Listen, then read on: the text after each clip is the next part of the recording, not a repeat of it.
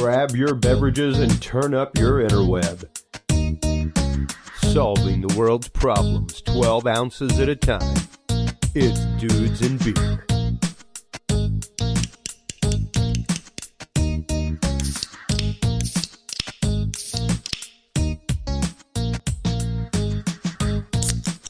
Well, hello everybody, and welcome to episode 294 of the Dudes and Beer podcast. Chris Jordan, your host here, pouring a tall, cold one, because it is highly needed after a long day. Finally back at gigs again. Welcome everyone. Yeah, tonight we will be talking about election coverage. We have not done this in quite some time. Unfortunately, our guest for the evening, Graham Phillips, so sorry that you were sick over there in the UK, my friend. Take care of yourself. I'm so glad to hear that it is not the COVID that you have, but rather a stomach virus. So watch out, everybody. It is that time of year as we get started. So our guest this evening, no, it says James Keenan on there. Don't know why it says that. Amy Jordan, my amazing wife, is our co-host this evening.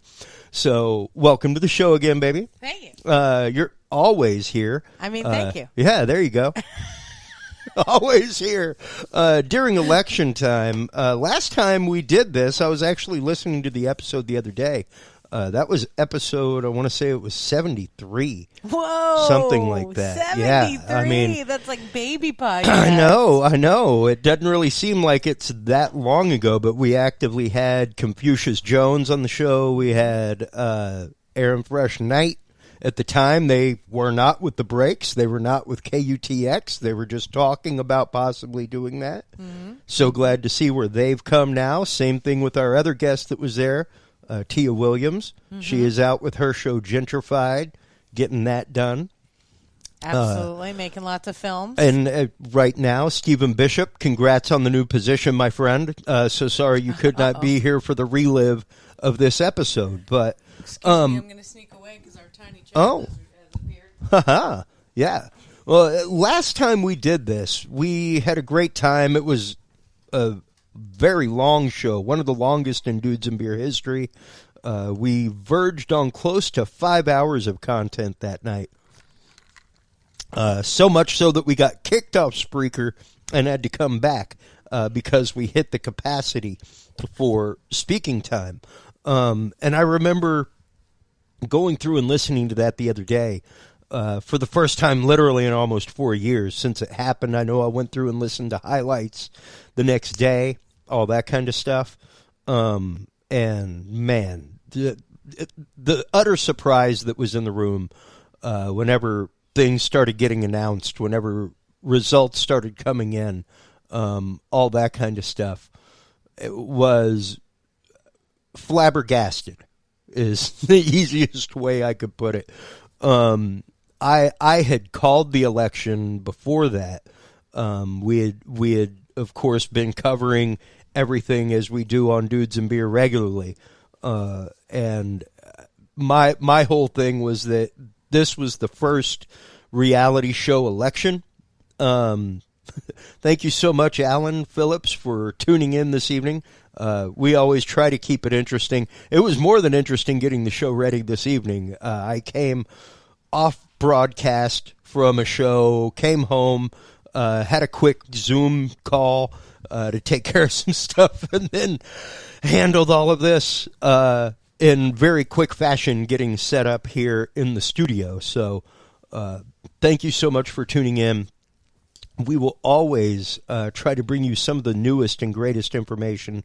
Thank you once again, as I said the other day in my message to everybody, thank you so much to all of the contributors to the Dudes and Beer group here, keeping the conversation going, keeping things like that moving forward. So welcome back, Amy. Hey.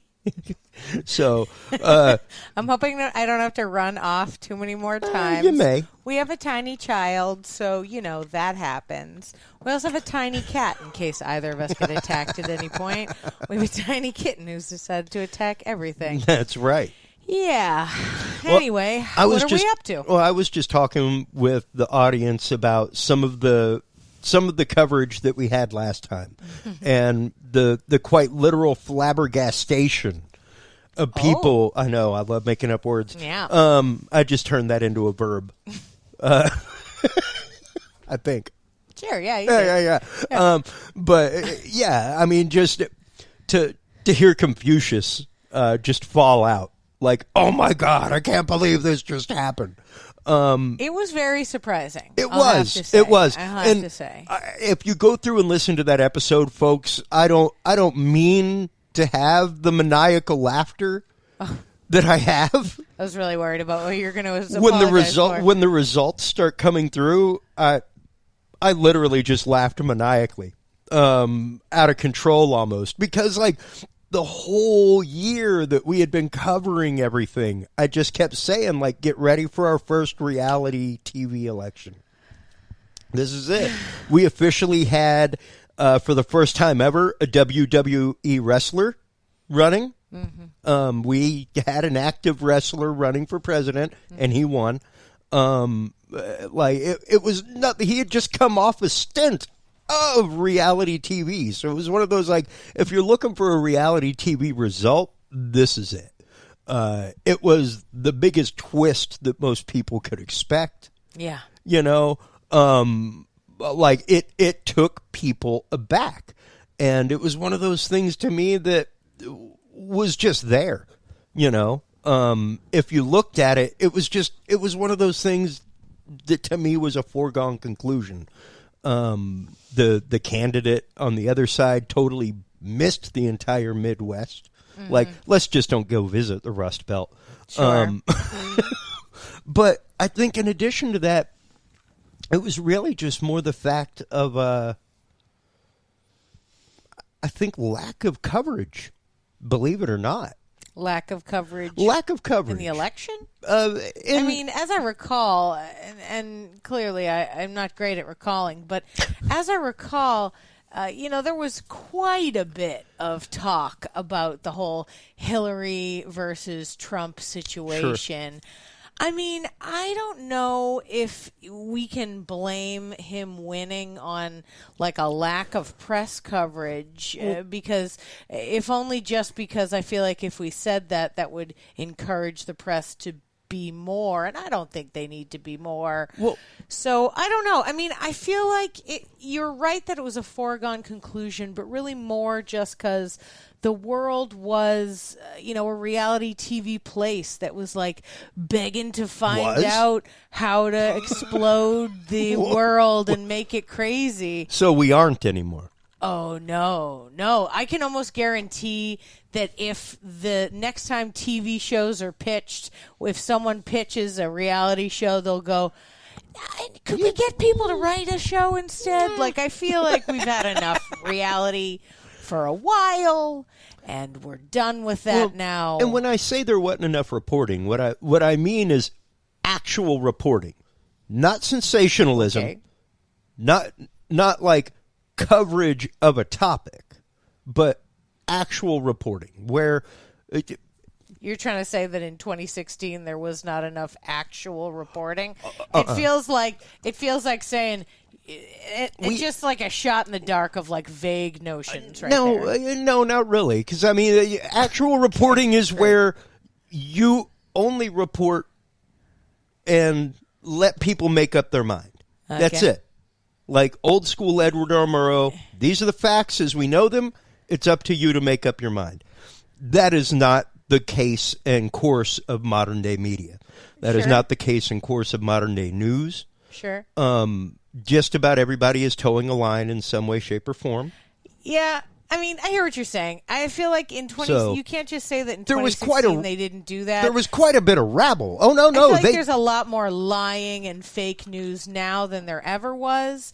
And that, if nothing else, like, now is more the case of, like, rile the people versus let's put out facts. Also, I believe 2020 has taught us all that we are not interested in facts. Facts are unnecessary. Only what I think is the right thing, and everybody else can go screw. So we're going to see how that plays out, in a large election scenario, immediately. Yeah. and see how it goes. Right now we have in front of us, the TV is on Yep. mute, and it's showing us all of the data as it's coming through. Thankfully, not subtitled, because I don't necessarily need to hear what they're saying about it so much as the percentages and states and whatnot. Well, and I mean, they're showing the electoral votes. That was a big conversation that I had with quite a few people over the last week, was that if you followed polls, the entirety almost of the 2016 election, amongst the polls, Hillary was ahead regularly. Some would say she was ahead in the election by a wide margin. Even in the votes, right, that's what I'm saying. She the won. Popular votes, she absolutely. won. So, and that's just it. When it comes down to it, we covered this a couple weeks ago with Richard B. Spence. Shout out to you, my friend. Thank you so much for the connection with your publicity people. We will be having numerous great guests come because of that. Former professor of history at the University of Idaho, 34 years. He taught a class in the graduate realm on the history of Russo-U.S. intelligence relations. And just to talk with him and someone who studied that world for so long on the topic of elections, election meddling, the way that we meddle with foreign elections, the way that, of course, Russia's been playing with our elections since before, shortly after World War II, when they became our enemy, technically, because there was no other enemy to have.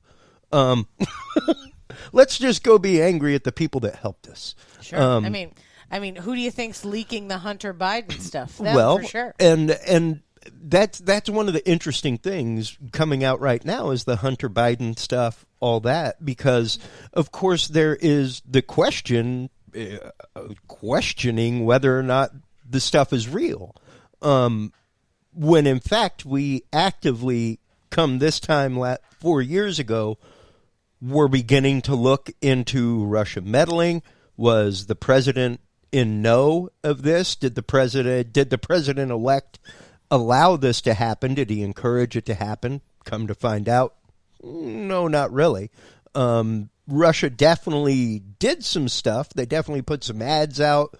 They definitely gathered some data. They hacked both the Democratic National Committee and the Republican National Committee, both of them. Was that proven? Yes. Really? Yes. Okay. Absolutely proven. No doubt about it. They hacked both of them. Why did I think that there was that hearing that they had, and it sort of said that they didn't hack the election? No. Well, they didn't. What they didn't do was influence the votes. They didn't break into machines and change votes or anything like that. Did they have a disinformation campaign going on? Yeah, that's what they do. That's what we do. We do it in foreign elections. We do the exact same thing. Good Lord, how do you think that crazy guy over in Iraq got in charge? We helped get him there. Oh, sure. And then we got him out. So, we prop up these regimes regularly, and kind of like the good professor said, polls are great, but unfortunately they're very easily rigged. And it really just comes down to who you're polling, where you're polling them, and what they do for a living. And once you can get those demographics down, you can pretty much sway the position of any poll the way you want it to. Depending on when you're polling, what time you're polling, who's at home when you're polling. You know, is it elderly people that you're polling more? Probably. And just like Richard B. Spence said, unfortunately, we have a political system set up where quite literally the person elected is not a representative. He's not. When you're talking about a typical 25 to 30% of the voting age populace turning out to vote, and that's a good election, that's not necessarily an actual representative of the possible votes that could be. Oh, I really thought you were going at it another way there.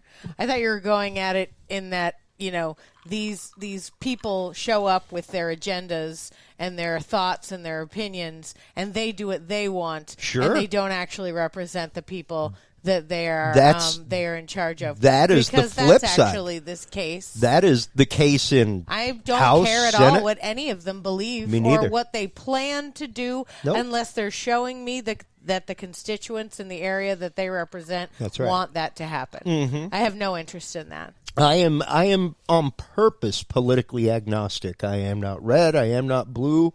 I vote my conscience, and I look up the people that I want to vote for, and I see their platform. And whether or not I stand behind that, if that's something that I would do. I believe also that's why they sort of, I'm going to use the word abolish, but it's too harsh. Abolish the straight party ticket thing, where you have to choose each person as opposed to you can't just go full ticket. That's right. So they changed that so that people really could so that you vote had to vote. Well, not only that, but so that you would give some thought individually to each race, right? As opposed to just all the Democrats, right? Yep. I wish I could have hit a button that said anyone that wasn't an incumbent. Yes. Who can I vote for that's not already there? Because currently who's there? Fail.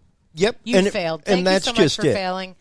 Let's get the rest of them in. Yeah, if you're going to make it a straight party vote where somebody can go in, push one button and vote all Democrat, or vote all Republican, you should absolutely have the same button where it's nobody that's in office. Right. Absolutely. Yeah. I mean, why not? That makes perfect sense. Even right now, one of the things that we were talking about a few weeks ago with Richard B. Spence was the concept of blockchain voting. Blockchain is such an incredible technology. You can sit here on your mobile device and trade Bitcoin all day. I don't know what blockchain is. Blockchain is basically a substitution algorithm where it's going to kick out a randomization every once in a while to keep you on a secure place. So basically, it's almost an unhackable system. Imagine a security protocol that randomly changes.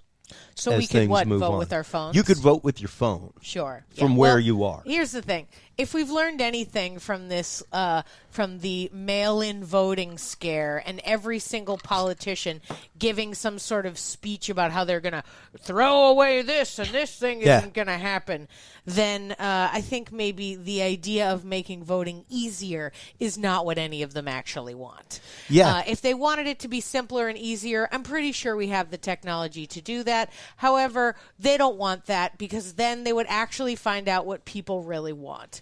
It's like when they were saying that they were going to throw out all of the drive-through votes that they had in Harris County. Yeah. And somebody on one of the threads posted they're doing it because they're scared. What? I mean, they probably are, but it's still why? Can't you just I don't know, trust that whatever happens is the right thing? I'm going to say that, and I don't know this, and I haven't seen the numbers on the screen yet to tell me so, but I can guarantee that this election has a larger voter turnout than maybe any election ever. And if that's the case, then whatever answer we get in a week when they actually really tell us who the president is, because let's be clear, we're not going to know tonight. Whenever they tell us, it could potentially really be voted with the amount of people, so that these things, so that each person it really gets their vote to count, right? You're right. 25% of people are voting on regular elections. That doesn't represent anybody. That is not a representative. And that's of the voting populace. Yeah, that's not just 25% of the populace voting. No, that's 25% of people of age to vote. I'm going to Google, but I need to know now what percentage of the population is under 18. You know what I mean? Is it huge? Or because it's hard to tell. Sometimes generationally, there's a ton of kids versus older people and whatnot. But it's it would be fascinating if we got upwards of 60 or more % of the voting public to that's actually put a vote. I don't know. I mean, we don't know. There have been weeks of early voting in so many states. You don't think there's There's weeks of early voting every year. Really? Every year. Man. There's no difference. They did nothing different this go around than they do in every single election. They may have kept some places open longer. They may have changed things because of the COVID rules, but early voting starts at the same time all the time. Huh? I don't know. I mean, I'm sure at some point they'll let us know what percentage of the voting public voted. But it's interesting to imagine that more people voting just means that we have more of a representation of what people really, really want. Yeah, yeah. And at the end of the day, no matter what the answer is, like, that's all we need. We just need it to be that way. Now, I saw somebody post recently where it was like, if it was, 49.9 and 50.1, we got to go with the 50.1, Yeah, I'm real sorry, but that's how it works out. Like that's why the Electoral College stinks. Because if that's the case, then everything goes, let it be 50-50 if it's going to be that in a state, Sure. I looked it up. According to the 2010 yowza, census, the number of people under 18 was 24% of the total population. Now, that's, of course, before the current 2020 census. I don't think they have the numbers for that yet. No, but 24% is a pretty valid amount. If most of those people were 2 years old at the time, then, If most of those people were 2 years old. 8 years old. I mean, 8 years old. Then they would be old enough to vote now. So sure. There's been 10 years of babies being born and people getting older in that time. Sure, absolutely. But 24%, I would say, is probably a solid amount, right? Sure. So that means that 75% of the total population of the country are over 18 who can vote, right? So 60% of the 75%, not bad. Not bad. Could be interesting. It would be great. It would be great. It would be super cool. And the interesting thing, like we said with Richard Spence a couple weeks ago, would be to actively make Election Day a holiday. Yep, there's been talk of that. To give people a paid day off, you get paid by your boss typically at least $25 or something to go to jury duty. Oh yeah? Yeah, I mean most bosses will give you the day off with pay or at least some pay, at least a partial day. When I had jury duty in New York City, I did not get paid.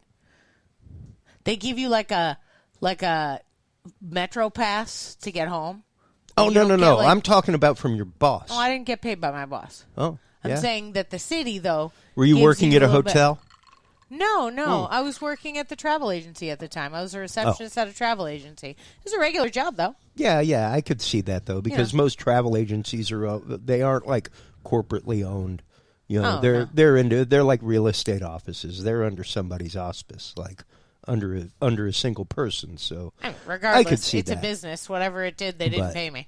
Yeah, I mean, whenever I worked at Randall's, they paid me to go to jury duty. Oh, Randall's is a special kind of place. But I think it's interesting. The point I was trying to make is I think it's very interesting that the two ways that you can literally change the system as an American, there are really only two. One is to vote. The other is to serve on jury. Yeah. And really your chances of don't get out of it, people. Don't try to get out of it. Go serve your jury duty. If you're called up, go serve your jury duty.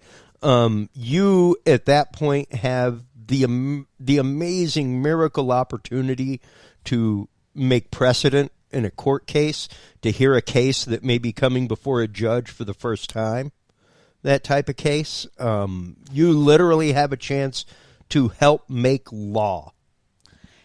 Plus also, if you don't do it, some dum-dum's going to do it. And then they're going to ruin it for everybody. And they could. It could have been you. They could. But instead, some dum-dum who's that guy looks like he robbed the place. And they're literally, there's hundreds of pieces of evidence showing that he didn't do it. And they're it doesn't matter. That's what it looks like. When I went to jury duty that time, they asked me if a policeman was up on the stand, would I assume that he was telling the truth? And I said, assume? No. I mean, I'm pretty sure my entire job as a juror is to look at each person and assess whether or not they're telling the truth or not, and what reasons they should or shouldn't tell the truth, and then base my decision on all that information, right? I can't just be like, well, clearly the people in charge of this side are right, and these people are not so right. Like, that's bias from the get. Sure. You know what I mean? Like, I don't want to be biased. Yep. My purpose is to be unbiased, is to listen. But I guess I'm also one of those silly people who thinks representatives need to represent. So I don't know. Yeah, visionary. I guess I'm an old person now. Well, and let's go ahead and take a look at some numbers here right now. We are looking at Union County in North Carolina, where there are 132,000 expected votes. And right now, that is that's the House stuff. There we go. 51% of that is rolling to Donald Trump right now. 48%. No. What you're looking at on that that was right Florida. That That was Florida. Florida. Yeah. Yeah. 56% of Jersey is for Biden, 42% for Trump. 60% of Jersey Senate is going to Cory Booker. Yeah, they're giving like the random ones that have been sort of like called. Yeah. But if you'll notice, under it, it's called for one, but it's like 50% in, 30% in. So really, they're calling it for no reason. If you're watching this at home and you're getting nervous or whatever thing, if it says 39%, that is not it. Yeah. That is not it. They haven't even added up all the things, right? Not even 50% of the things have been added, right? So the parts I think are most fascinating are when they are identifying the different counties and stuff like that. That's just interesting, I think, in a large scale, to see a state with a bunch of red and blue on it and have it say, like different groups have different things are focused on different political parties. So it's interesting. It's interesting to see how it's going to play out. But as far as the news coverage goes, like, don't get too obsessed with this kind of stuff. Look at all the numbers. It's not just what percentage it is right now. It's also what percentage is in. They are calling it, but they don't know. Yeah. Yeah. And that's the main thing to consider, is the fact that even with all of our electronic technology and everything else right now, there's still a lot of standard voting. There's still a lot of standard voting booths. That stuff has to be counted. Mm-hmm. And I'll call it right now. I called it a couple weeks ago with Richard Spence. I call recount already. Doesn't matter which party. Yeah, totally. Doesn't matter which party. That's my call, is that either one at this point will be unyielding. Mm-hmm. Either one will not be willing to admit defeat, and will take it to a recount. Sure. I want to say that they have until early December officially to finish counting. I want to say it's the 21st. No, I want to say it was like December 8th or something that I saw. Is it that early? Yeah, it was early because I don't think they want to drag it out to the end of the year.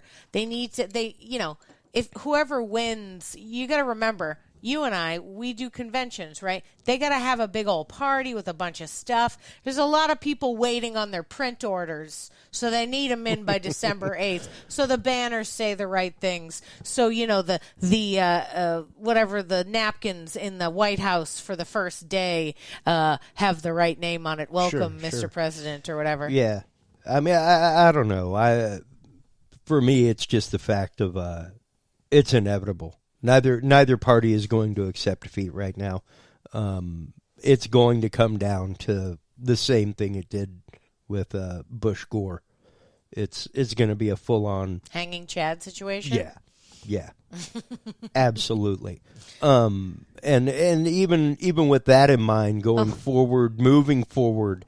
An election process, trying to get past that point, like our good friend Michael Davis is judge of elections in his county in Pennsylvania, and he holds fast. He holds strong. He's like, I do not care if we are there until 4 a.m. the next day. we will hand count every ballot. Here's hoping that all people in all districts are just like him. Well, we hope. The fact is, I mean, not that electronic voting isn't a good concept. Sure. Once we get blockchain involved, things like that, I'll feel a lot more comfortable with it. Simply because the long chain blockchain is very, very hard to hack.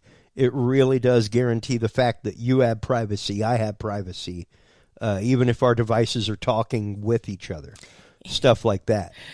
If it weren't for the fact that I guarantee you after the election, here within 2 weeks, you will hear something about a high school student who was able to hack a local voting machine.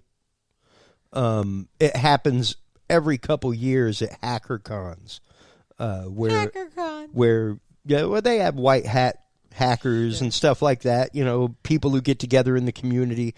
I did one whenever I first moved here, a security convention with a bunch of hackers and stuff like that. And I remember watching a guy hack into a home computer via a Bluetooth nightlight. And when I literally saw him start accessing the computer that was on the same system as the Bluetooth nightlight, that just tripped me out. He just used that Bluetooth nightlight to hack into a computer in a home system. Yeah. That's wild. And the same thing could happen. Absolutely. You know, I mean, there were issues in Florida last time around where, like I said, there was a high school student that hacked into one. It's shown every few years that kind of stuff is regular and easy.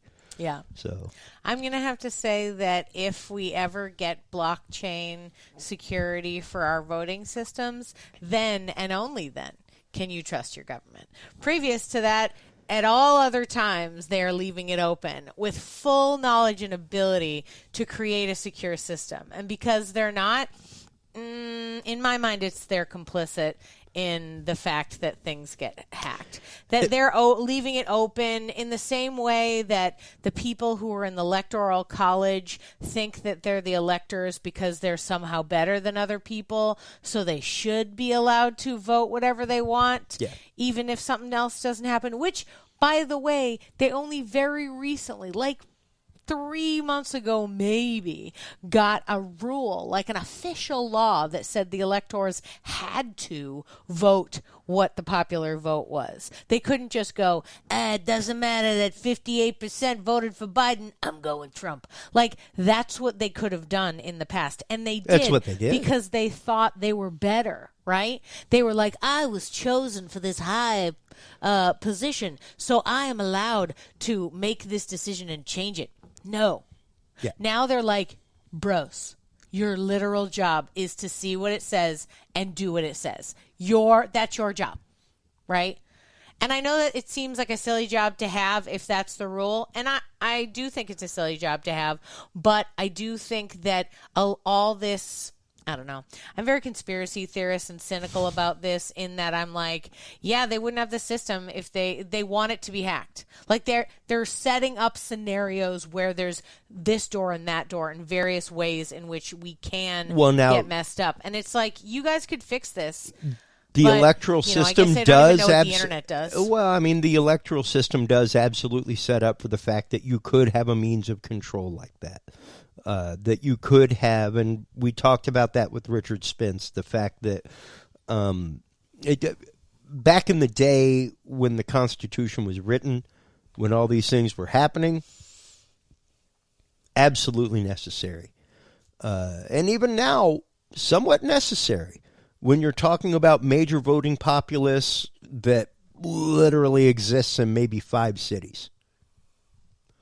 There would literally be 5 cities in approximately 3 states that would run the election.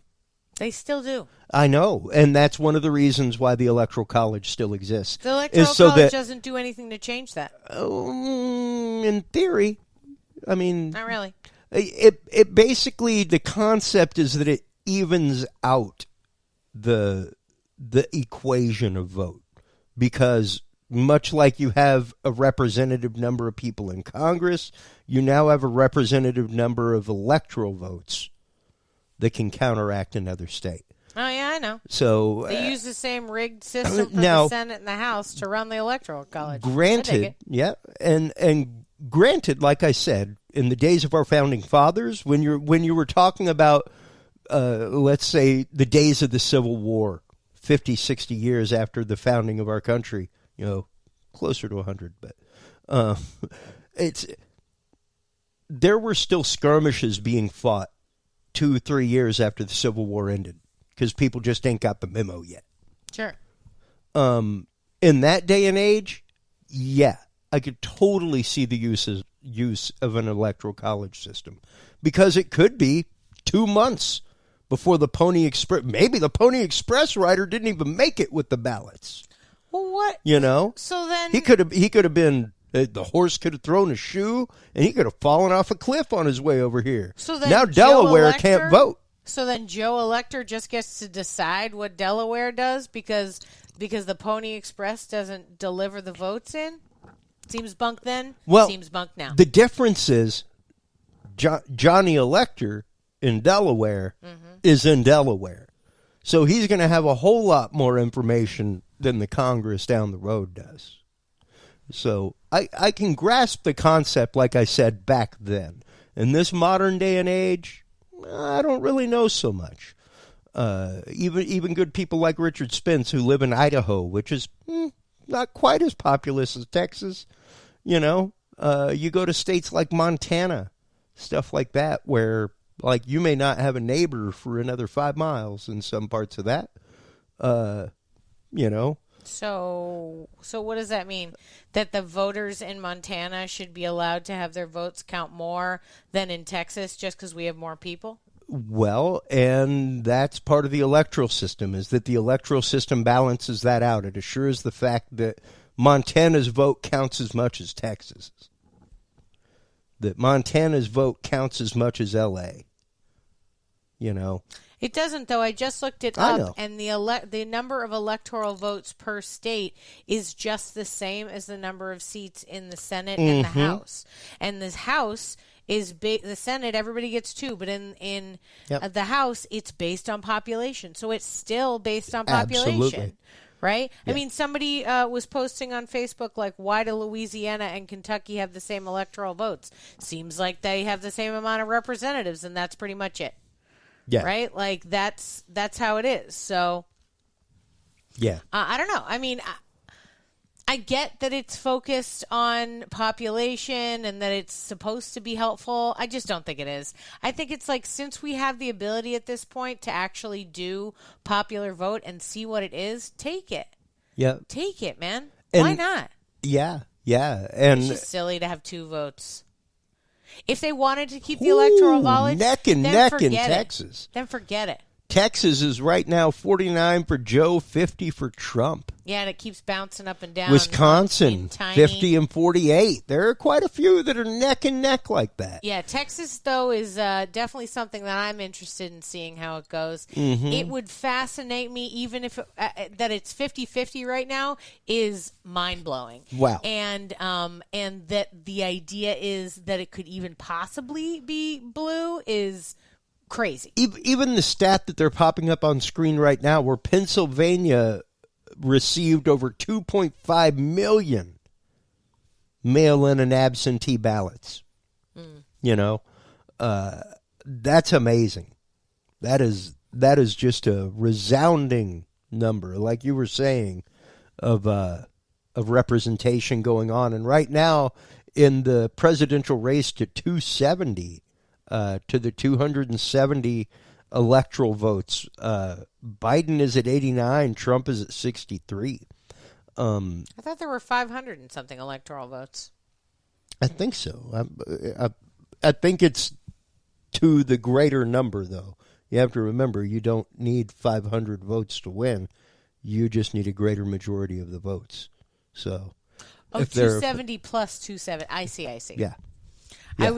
I was like, listen, I see the way you're looking at me like that makes sense, but 500 is a lot higher than 270. Yes. And then I understood you meant 270. You only need that resounding 49 percentile, because there's going to be the third party candidates. There's going to be all that. So all you need is that 51%.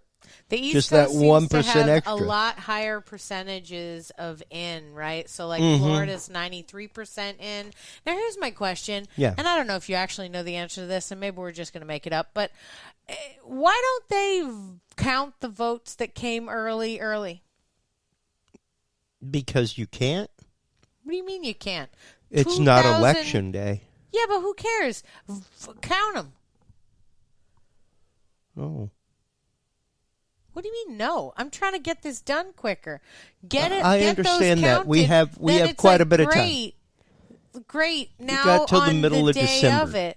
Yeah, we got another but month I'm to just saying figure if it it's out. done early, get it done. I'm just saying, get it done. Count them early.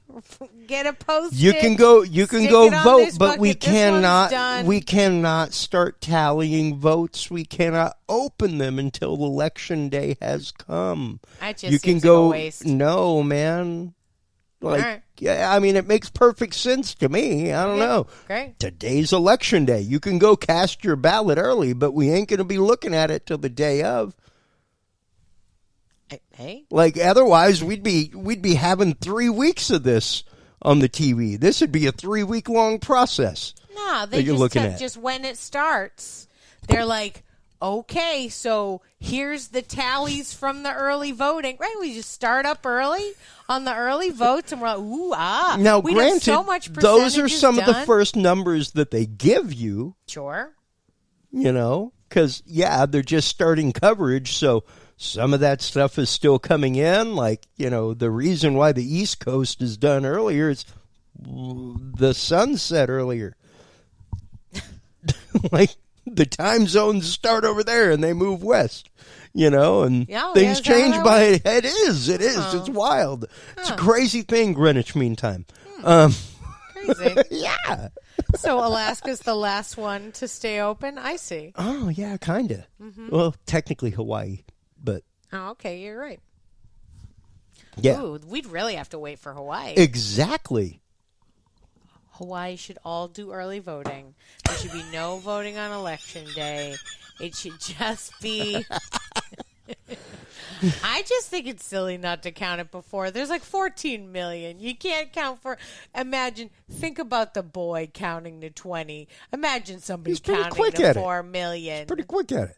1. He's all right. 2. There's Good a God, guy don't distract in the him. back of that room, and someone just yelling, 286, 14, 7. Yeah. Oh, God. Yeah. And, for me, the election comes down to just the simple fact of it's a barrage. All from the beginning of the year to now. And to see where we have come, what has come through the news cycle, what's filtered through the news cycle, and what everybody has is their, quote, October surprise, like we were saying earlier. Last time the October surprise was twofold. We got 2 October surprises. One was, of course, the Clinton email scandal. Yep. And the Old email lady doesn't server. know how to use email. She doesn't know how to keep things on a secure server. She had a server in her bathroom. They don't understand. She had a server in her bathroom. You saw the boomers asking questions to the Facebook guy. They don't even know. They're like, so how do I get an account on Facebook? So I've been trying to change my profile picture. I'm terribly How sorry. do I change that? Sir, this is not the time to ask. Mark Zuckerberg is not that. We're discussing improprieties and He is not business technical practices. support. This is not what this is for.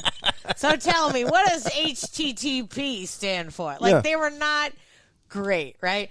All I'm saying is blockchain's not happening until we get a president that's under 50. Yeah. Currently under 50, right? Yeah. I'm sorry. Technology, I went off on a weird rabbit hole because old people have a hard time with emails. What was the other October surprise? The other October surprise was, of course, the Steele dossier. Oh, that was the retort about how about how Trump's involved with Russia. That was actually created by the CIA. Well, and the DNC. Well, it was created by Steele, Steele, a British agent who now works in those realms. And of course, we went through Cambridge Analytica afterward, and all kinds of fun stuff over the last 4 years. And it's been interesting to see some of that stuff literally from the election play out from election to election. To see that stuff still linger. We are still reeling from congressional hearings, all of that stuff, to find out that, yeah, okay, that was utterly paid for.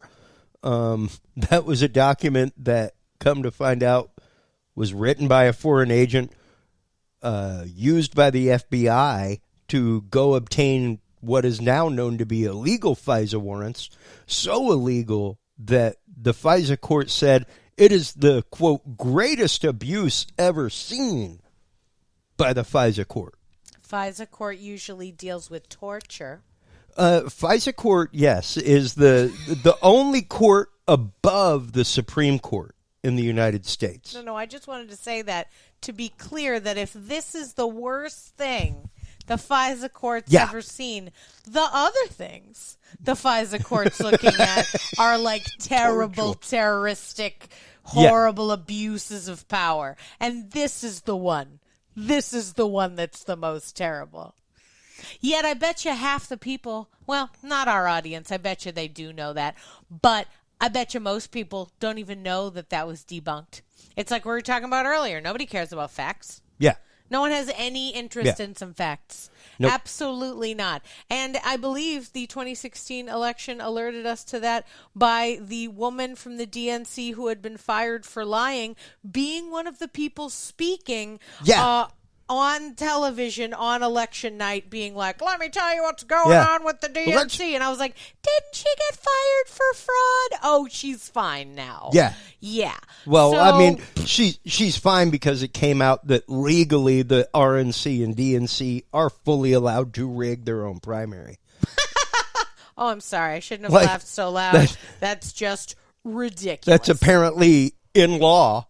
That it's cool. Whoever gets the primary election is technically up to the party, not up to the people that voted in the primary. You know, I can only hope that the immense knowledge that we have all loaded into our brains during the course of 2020, because we've had all this time to learn, that this can be what leads the future generations of Gen X and millennials to actually change the systems so that it is less, I'm not going to say not at all, but less fraught with terrible fraud and lying and cheating and stealing. That's not what the point of this is.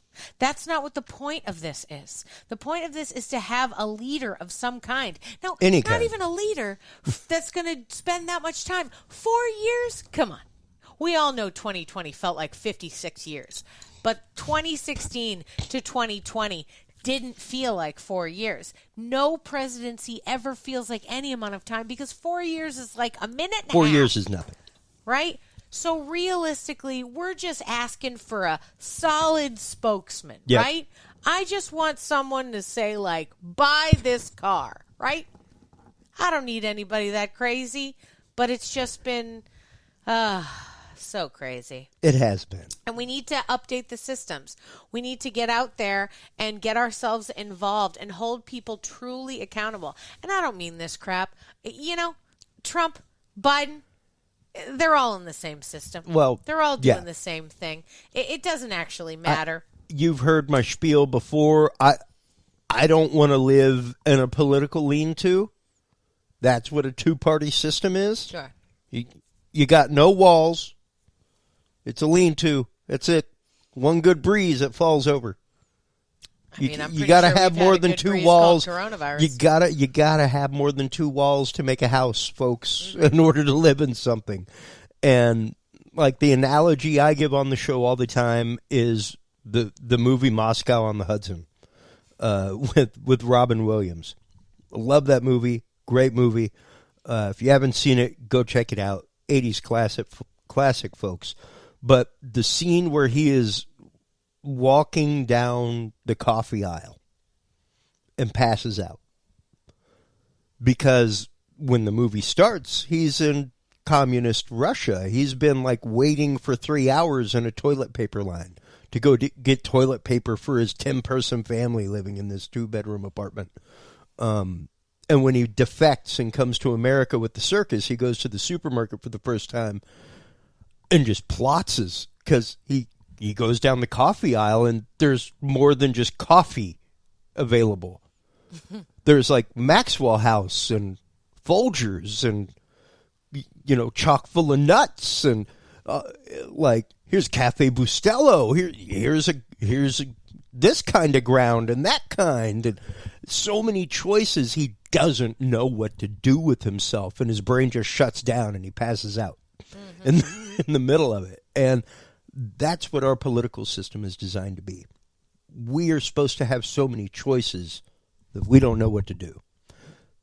We're supposed to have so many choices that you have to educate yourself.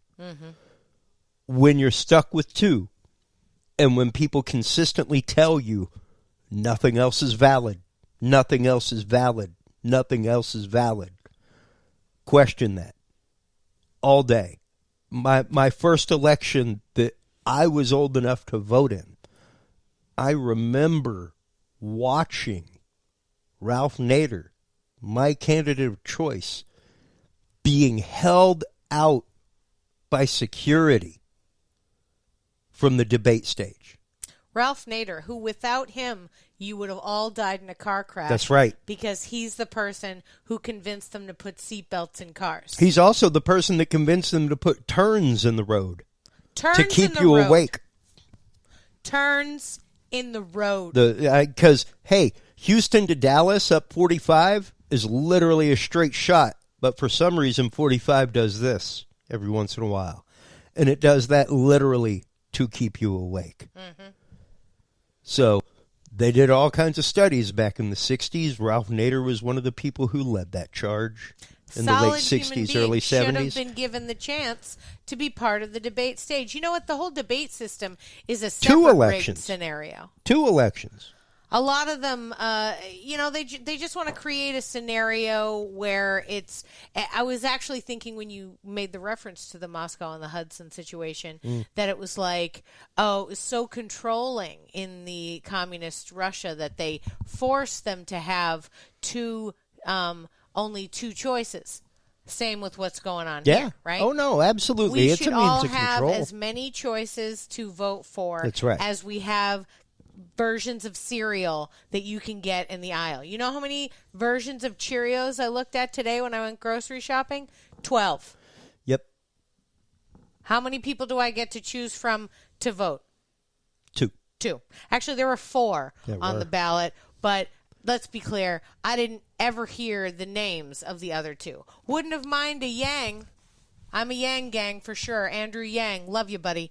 But Casey Wells all the way. But like the list of people was just like, it might as well have said Trump, Biden, Schmo 1, Schmo 2. You know what I mean? With the amount of coverage that they gave these people, the amount of respect that they gave these people. Well, and hey, I'm not sure what their numbers were, but I know Ralph Nader had a third of the popular vote.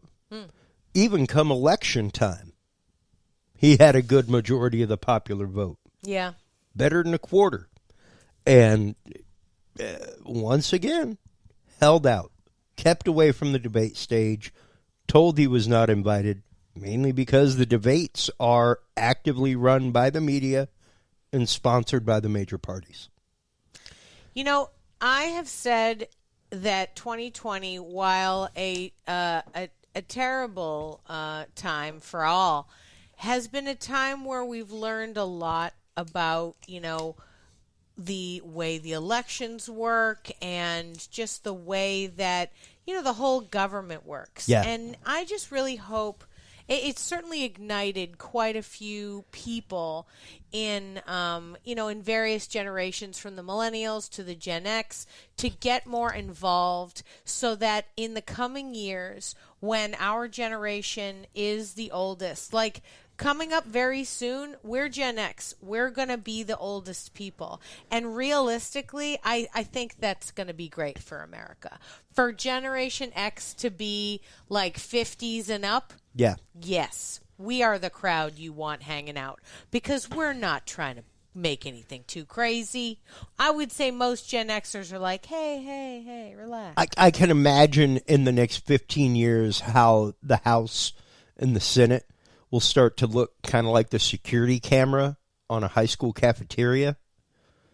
And people are like, like, here's this group over here that are like, yeah, they're kind of dark. It's okay. Like, they wear black nail polish and stuff, but they got some good ideas. You think the House is going to become like high school? Yeah, it's going to be like the goths. Yeah. Like, it's like, here's like the goth group and the punks and the theater kids. And there's the band group. And then there's and the the people jocks. with the polo shirts. You're like, oh, look at those guys. Yeah. Is that 2 pink polo shirts? Yeah. This is not 83. Yeah. There's the pastel corner. Sure.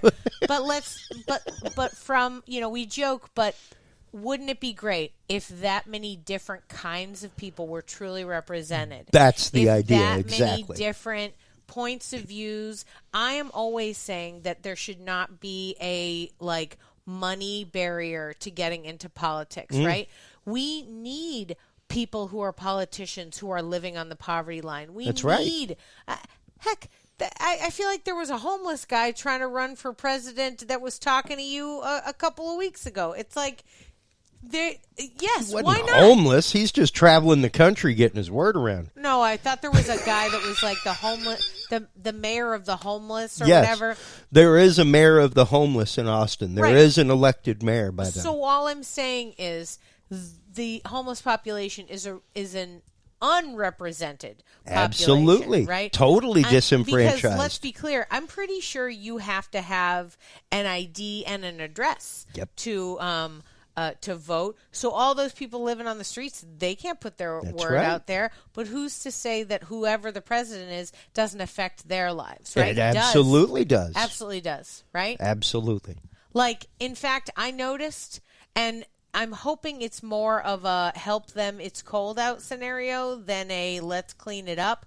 But a certain area of Austin that is usually very filled with homeless people was really clean and empty. And I was worried for the homeless people. I was like, oh, God, what did they do to them? Right? Because everyone needs to be represented. Every level of economic point in the country, it can't just be the rich people. It just can't, because I'm super sorry, but they just don't understand. And it's no fault of them. I don't hate them because they have money. That's their point of view, right? So they have to understand what it's like, and maybe they would make a decision differently if they had been through tough times, if they knew what it was like to be like a single parent or like pay rent with like pennies that you can find, right?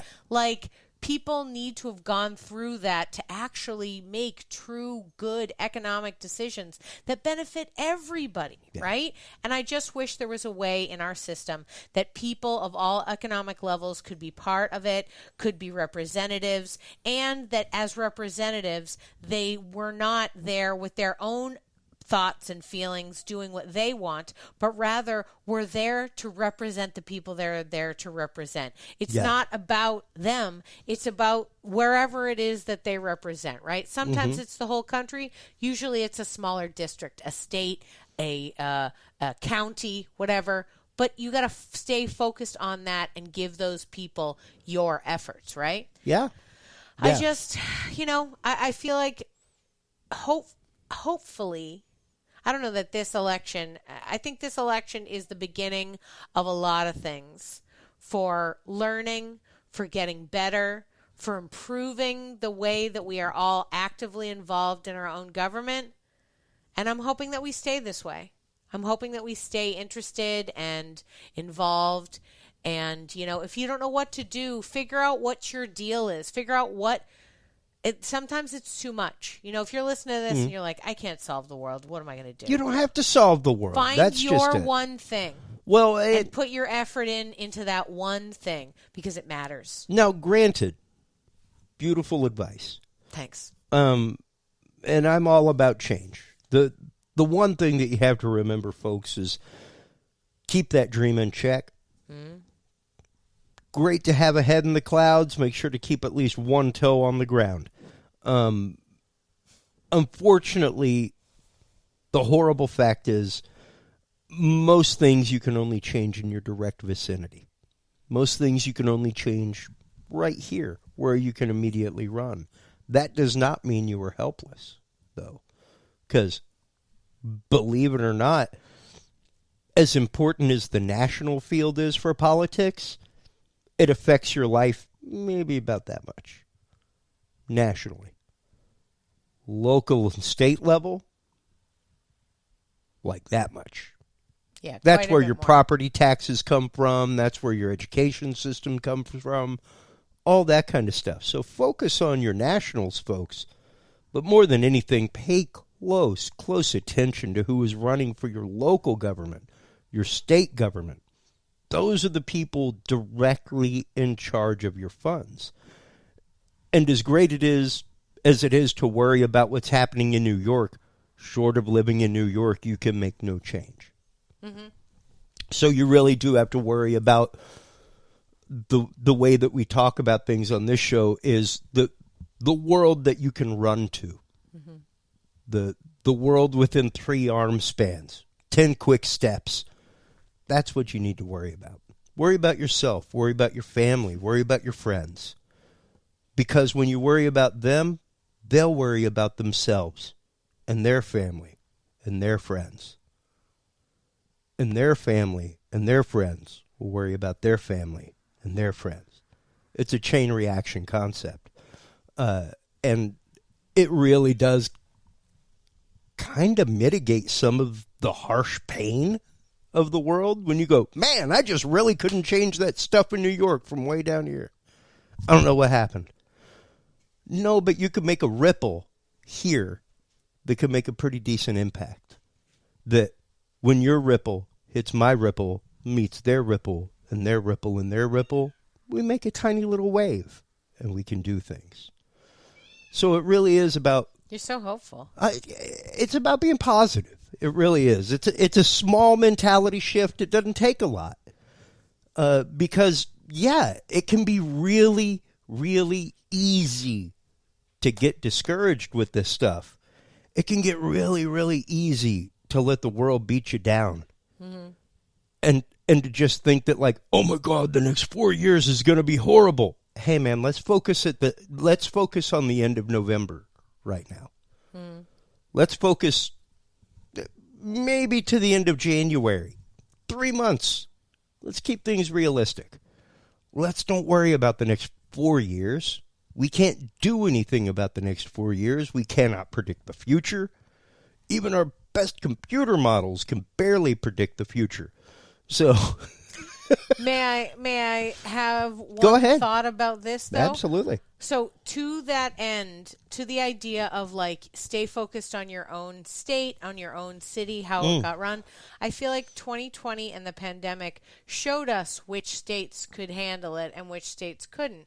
Which states made moves that worked out and which states didn't. You know, some of them really made great moves. Some of them failed hardcore. Like, and each different group, you know, you got to watch how did it work?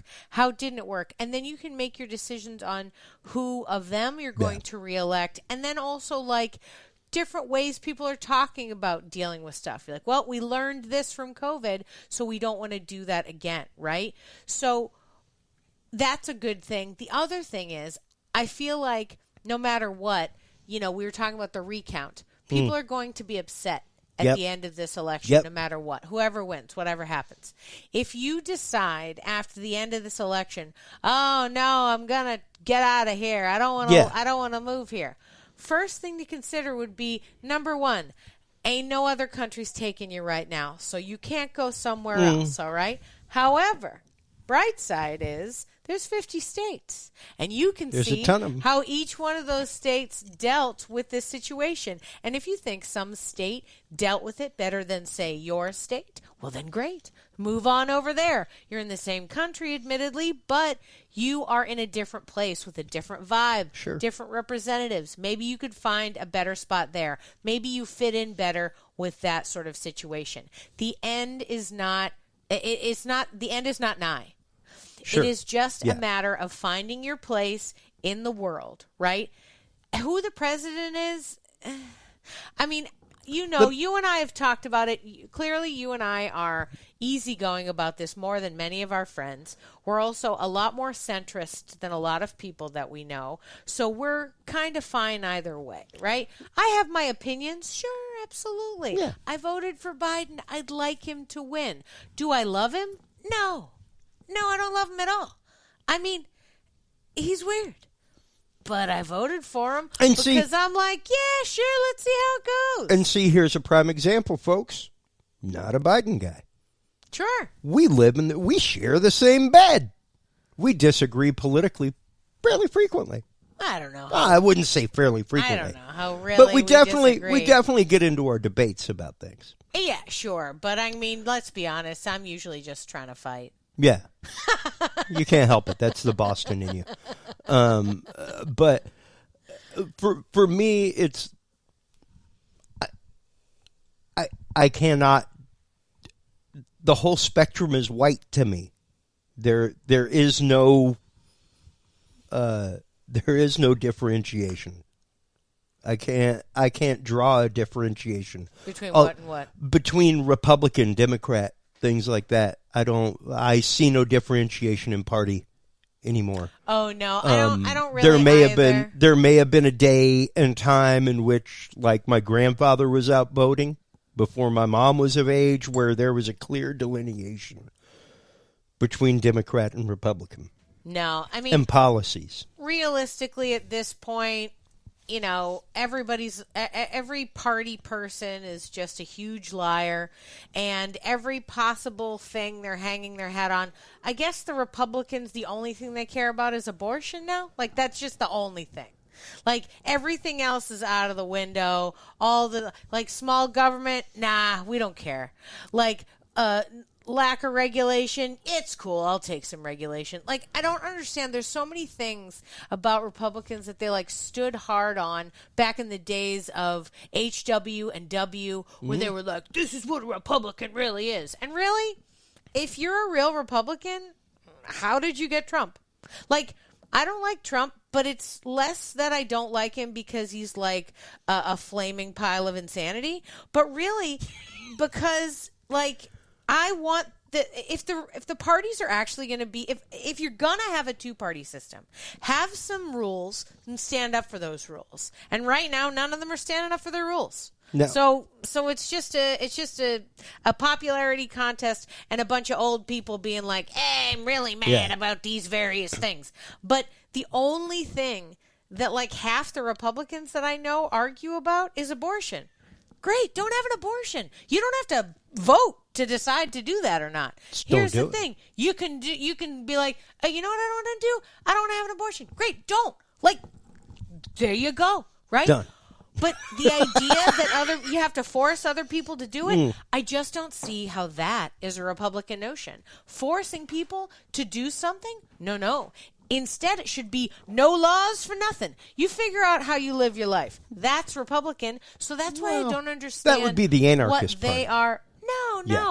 No, the Republican Party has stood on the idea of small government for a long time, meaning fewer laws in which the government is essentially telling you what to do in your private life. In your private life, yes. So I'm pretty sure my uterus is my private life. Whatever's happening right here is my private life, right? Sure. It's yours and mine. We're going to have that private life, and we're going to do whatever we want with it, right? Because that's how it's going to work. But yet somehow the private life people have decided that they want to get involved in my private life. All I'm saying by that argument is that Republicans used to have rules. They used to stand by something. And now they just go with whatever schmo stands up and wears red. So I just think, get a better platform. Well, don't forget, last time the president that we have now did not wear red a single time. And oddly enough, the Democratic candidate did not wear blue. They wore each other's colors. Wow, sure. Which just subliminal psychology tells me what's going on there. No, what's going on there is it was a male and a female, and people don't understand how women wouldn't wear red and boys wear blue, and that's how it works because people only understand a binary system. They were like, but she is a woman. Why can she not wear a red dress? Okay, I understand. I mean, Hillary's not a Republican. No, I understand that. But nor was Trump, so... Oh, no, you're right. You're right, absolutely. He never voted Republican. He never gave money to Republicans. It's not what he did. No. So, and all of that aside, coming back to where we are now before we close out, we are currently looking at 89 to 72.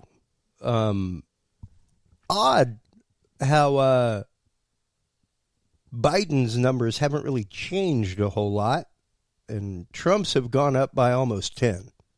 Yeah? Yeah. Last time we reported those numbers on the race to 270 for electoral votes, there were maybe 5 or 6 less for Biden, and Trump was at like 63. I didn't know we had those numbers before. Yeah. But yeah, on the road to 270, they're sort of neck and neck. But, 89 and 72 right now. But that's 89 and 72 based on like vague notions of the eastern states and the like 47% of each. That's based on approximately 13 states being in right now. Yeah. So the colonies have plenty voted. of time. Plenty of time. And that's just it. Really, the message behind this episode, folks, is this does not herald the end. It doesn't herald the end of anything. To me, hopefully it gives us a chance to kind of start writing course, to kind of start bringing us back into a point of control, and hopefully wake up a whole lot of people to the fact of what really matters is your House and Congress. The president is great. The president is fantastic. He gets a really cool house and a cool office. Aside from that, he can throw some baller parties without the permission of Congress or House. Everything else is done through their permission. Even whenever he writes an executive order, they have 90 days to rescind it. And I'm pretty sure they can challenge and rescind any executive order the man makes and go, no. And it's not. Yeah. So, yeah, it's one of those like, okay, so we're voting on a figurehead. It's kind of like electing a pope. We are voting on a figurehead, and I think when people say that nothing's going to change, I think that it's not going to change because the figurehead dictates the tone. Sure. In the same way that the leader of any group, whether or not they have real power, they are hired to set the tone. Sure. And we got what we wanted out of I didn't vote for Trump, but I'm saying the country got Trump, and we got out of it what we needed, which was total insanity, complete anarchy, and a view of what it could be. And I actually truly believe that Trump was put in there to show us how we didn't want those things. And now we have Party Boy Joe coming back in to show us how we should have just gone with what Daddy told us in the first place. Myself and Billy have held the concept, Billy Stewart being the host of Scary Dad here on the network, have held the concept since the election of Trump that the whole reason why he was allowed to run and won was to get us to the point of let's not let any more dark candidates in. No more dark horse candidates. No more people that haven't been politicians. No more people like Ross Perot. We skirted that one enough. Ross Perot spending his own money, not taking money for an election. How dare Stuff he? like that. Saying some common sense things. I hate that. Trying to stop that stuff. We can't have that foolishness. Right after him was Ralph Nader. And then Ralph Nader again. And we can't have that foolishness. Even though he was well entrenched in the halls of House and Congress. Yeah. To say that possibly people are flexing muscle to try and prevent that from happening again, perfectly logical in the two-party system of control that we live in, where, so you're mad after 8 years, you know what you do? Vote that way. Yeah. And literally that's what it is. If you go through and start reading rhetoric and stuff like that from presidents that were in 8 years ago compared to now, it's almost the same. And it happens that way about every 8 years. It's wild. The parties just kind of start flip-flopping and sides start changing and stories start changing. And it's like, wow, interesting. But you really do have to pay attention to that. And it was really fun whenever we had Gray Scott on, the futurist, because one of the things he talked about was the short-term memory of people and the fact that most people's memory span for things like that do not dwell past 6 to 7 years. It's like, interesting. That really explains a lot about our political system. Whenever you start going, and I was even watching PBS yesterday when they were talking about Biden and things like that and some of the troubles he may face. A lot of the policies that are in place now were not brought about by the current admin. They are holdovers from the previous administration. Which was his. Yeah. In which he was fully in charge as vice president, sat back and let things happen. This includes things like Edward Snowden, the revelations of Snowden, which have come out to be fully illegal now. The Ninth Circuit Court of Appeals has officially declared the fact that the cell phone surveillance program that was undertaken by Bush and then used by the Obama administration to set up what is now known as PRISM under the same legal auspices. Well, if we were legally allowed to gather that data swath, we can gather all this data too, right? No, you can't. Fully illegal. They were spying on not just every single American citizen, phone calls, keystrokes, emails, but foreign agents, foreign actors, people in Parliament, all kinds of stuff, parliaments across the world. So that's out. That's there now. To know that the last administration on their way out the door with their National Defense Authorization Act actively set up the Office of Anti-Propaganda Propaganda. Funded. It exists. So there's propaganda coming in? Let's make propaganda to fight it. Okay, wasn't there a law called the Smith-Mundt Act that specifically forbade the dissemination of propaganda to the American people through news agencies? Oh yeah, you're right. Let's rewrite Smith-Mundt. So they literally went through, rewrote the regulation that regulated news agencies not having to toe the line of the federal government and said, nah, you need to do what we say. So this article you were reading about Biden, or show you were watching about Biden having to deal with stuff, was discussing how he's going to have to face and he's going to have to face up to a lot of that trouble that he's he had caused. It's gonna come back and bite him come election time, is what they were saying. Is a lot of people remember these things. A lot of people remember the horrible actions of the drone program. That once again, there were 3 separate whistleblowers. 3 during the Obama administration. One of them was Chelsea Manning, who is now Chelsea Manning. not originally Chelsea Manning, but now Chelsea Manning, who was charged with treason, high treason, for exposing the illegal drone program, for exposing the fact that we were using illegal drone strikes. That's how they do it. Yeah, and in addition to that, you had Edward Snowden, and then Julian Assange. Julian Assange up along the same time. Not a U.S. citizen, though, right? Not a U.S. citizen, but no less a whistleblower. Sure. No less a whistleblower, disenfranchised. If he ever stepped foot over here, he would be arrested. Yeah, he's not coming. Hands down. Yeah. And that's just it. These are all things that have yet to be answered for fully. And they're going to be brought up again.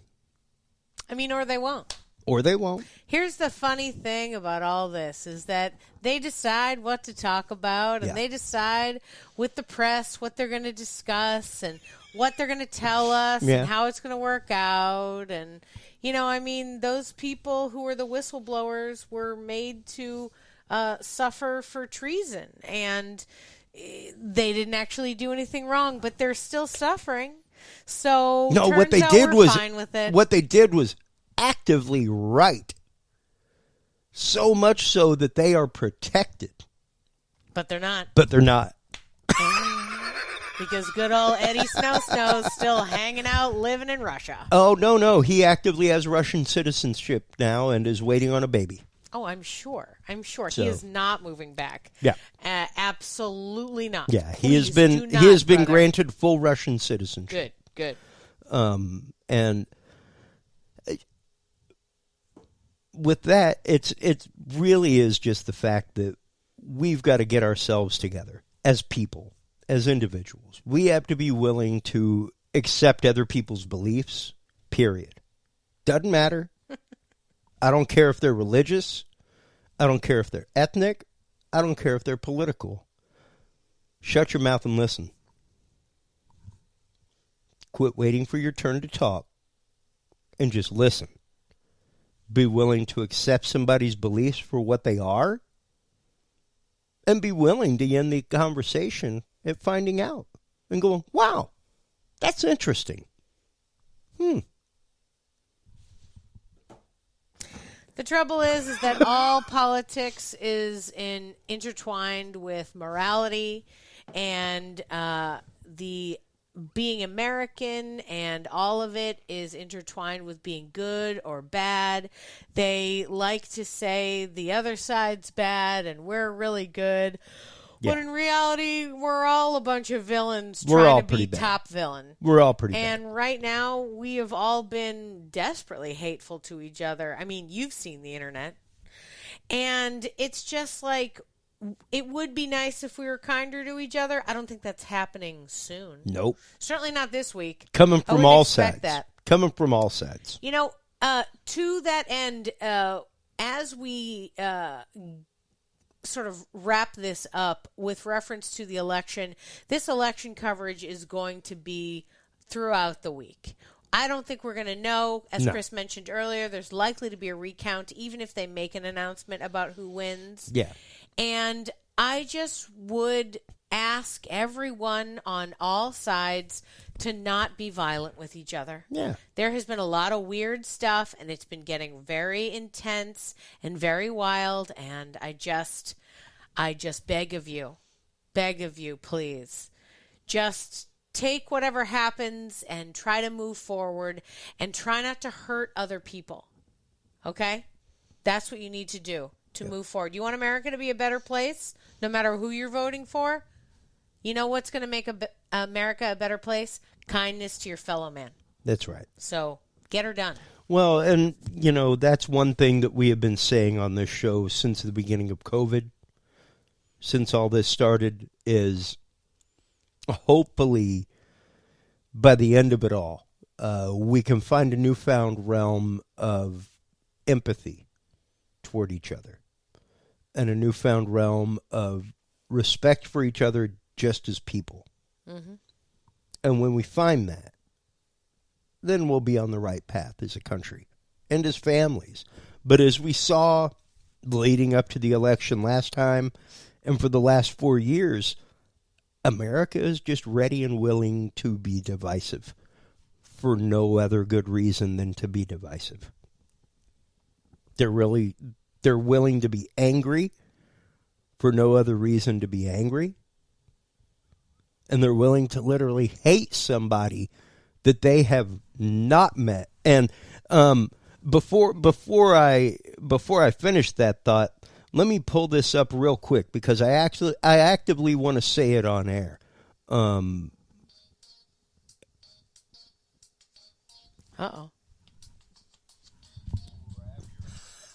I don't know how that started, but okay. I was like, your phone is jingle-jangling the... No idea. I don't know why my phone just started doing that, but let's see here. I'm going to look up real quick, sociopathic, because I think it's a very important term to come up with right now and to discuss. I think it's... I think sociopathic is an overused phrase. Here's the thing, though. It's been extraordinarily used with one of the candidates up here. And I just want to read the active definition of sociopathic. And let's see. Let's bring it up from Psychology Today. Sociopathy refers to a pattern of antisocial behaviors and attitudes, including manipulation, deceit, aggression, a lack of empathy for others. Sociopathy is a non-diagnostic term. It is not synonymous with psychopathy, though the overlap leads to frequent confusion. Sociopaths may or may not break the law, but by exploiting and manipulate others, they violate the trust that the human enterprise runs on. Directly from Psychology Today, folks. And my favorite part there is the lack of empathy toward others. That's the most important part, is to not be able to empathize with your fellow man. To literally see somebody that you do not know from Adam and be angry at them because of something they believe. You do not know where they come from, what their history is, what filters with which they view the world. But for some reason, you hate them and are willing to say, I hate that person that I have never met. That's sociopathic. You have a problem. You have a problem with empathy. You do not know how to see a person as just a person and leave it at that. And understand that you have a differing opinion. I have a differing opinion. You're out abusing people, slapping people around in the world, something like that. Let's talk. But if you're just a normal human being living your life and this is what you happen to believe, literally the concept of America is you have the right to do that. Literally.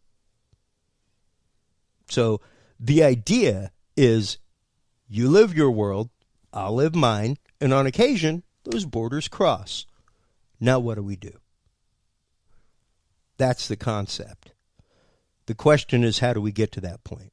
How do we get to a point where we can let other people live their life, where we can let other people in the privacy of their own homes believe what they want to believe? You cannot say it politically and then say it religiously. You can't say, like, this person's allowed to be Muslim, but then go back and say this person cannot politically believe that. You can't. They're one and the same. It is personal belief. And that personal belief is sacred. People will defend that personal belief with their life. They will defend that personal belief to the hilt, despite any fact, because it's belief. And belief goes beyond any point of proof. I am proof of that. I cannot prove to anybody in the world that I heard and felt the presence of God. That's my experience. I can share it with other people. You can choose to believe me, and when I leave the room, you could go, wow, what about that psycho, huh? So be it. But that was my experience. That's the filter through which I view the world. Nobody can take that from me. Nobody can stop that. That is my belief. I hold it sacred. It is mine, despite what anybody says. And we have to learn to respect that with each other. We have to learn to understand and respect the fact that people believe differently than you. And that's okay. That's all right. We're allowed to believe something different. We're allowed to think something different. I don't care how off the rails it is. I say on this show all the time, one of the biggest conspiracy theories in the world was that the earth was round. We burned people at the stake for it. We excommunicated them for teaching it. Lo and behold, the earth is round. And we have discovered that within the last 560 years. So for the greater part of human history, we actively believed that the earth was flat. And we were okay with it. So you got to let people have their belief. That's all there is to it. You could go shout it from the rooftops all day long. You could build bonfires to it. That does not mean they're going to pay attention. It doesn't mean that they're going to follow your Pied Pipe. It doesn't mean that they're going to listen to what you're saying. All you can do is believe in you, believe in what you believe, and hold fast to that belief. That's it. Like, that's really all you can do. Nothing more. And with that, folks, Amy, thank you so much, as always, for coming on the show. Graham Phillips, thank you so much for trying to come on the show today. I wish you could have. We will have you on. We will have you on very, very soon to talk about the staff of Moses, the found staff of Moses, the Ark of the Covenant, all kinds of great stuff. Amy, shameless self-promotion time. Tell everybody where they can go to check out Yes But Why, all that good stuff. Oh, I'm sure you want to hear more from me. My podcast is unrelated to politics, so you don't have to listen to anything I say related politically, though I think we talk about it a little bit. Yes But Why podcast, an interview show with artists and comedians, and it is on yesbutwhypodcast.com. You can also go to literally any platform. Anywhere you get your podcast, you should be able to find it. In fact, if there is anywhere that you go that you can't find it, let us know. We'll make sure we get on it. Please. We want to be on all the platforms. So it's easy for you. You don't have to go to my website if you don't want to. I mean, I'd like to. I work pretty hard on it. It's like pretty nice. But if you don't want to, it's fine. Use your app. Find me. I do lots of interviews. I'm at about, what did I just do? 250 something. So yeah, we're rocking and rolling. Lots of good interviews to listen to, and thank you so much for letting me be your guest on tonight's election episode. I know, right? It doesn't seem like it's been 4 years since the last one happened. Yeah, blew my mind when I saw that the other day, and to know that we now have the raging content that we have on the internet as Dudes and Beer is fantastic.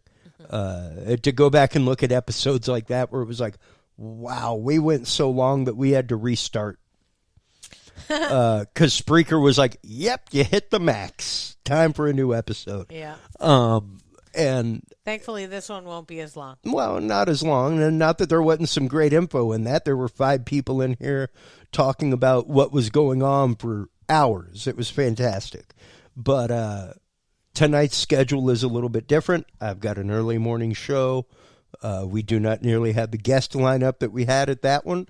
And, yeah, that's it. It's still a great show. Still fantastic. Still some great information out there. While you're online, everybody, checking out everything from Yes But Why podcast, make sure to stop on by the Dudes and Beer podcast. Dudesandbeer.com is the website. That is where you can find all of our episodes. That's where you can find all of the videos from our guests. We have all of their YouTube channels there on our video page. So if you're looking for videos from Graham Phillips, if you're looking for videos from great people like Plug Hits Live, stuff like that, Stop on by dudesandbeer.com/videos. Also, please do not forget the amazing Knowledge Vault. That is where we keep all of our great documents from declassified government programs, things like that. We will soon be having Robert Duncan on to talk about mind control technology, things like that. That's where a lot of that information is. Dudesandbeer.com/knowledge is where you want to go for that. Thank you so much, everybody, as always, for tuning in. Take care of yourselves. Take care of each other during this time. Take care of your families. Keep them close. Keep them dear. It's only through that we survive to the next, folks. So until next time, take care of yourselves. Take care of each other. And if you can't be good at it. We'll talk to you soon. Bye-bye. Thanks for listening to this episode of the Dudes and Beer Podcast. To listen to our audio streams or chat with us live, download the official Dudes and Beer app for Android and iDevices, available on Google Play and iTunes markets. For more episodes, content, and information, visit us online at dudesandbeer.com. You can also find our episodes on Breach.tv, iHeartRadio, Spreaker, SoundCloud, iTunes, YouTube, Stitcher, or your favorite podcast service. Dudes and Beer is a proud member of the HC Universal Network family of podcasts. For more about our sponsors and other podcasts on this network, visit hcuniversalnetwork.com.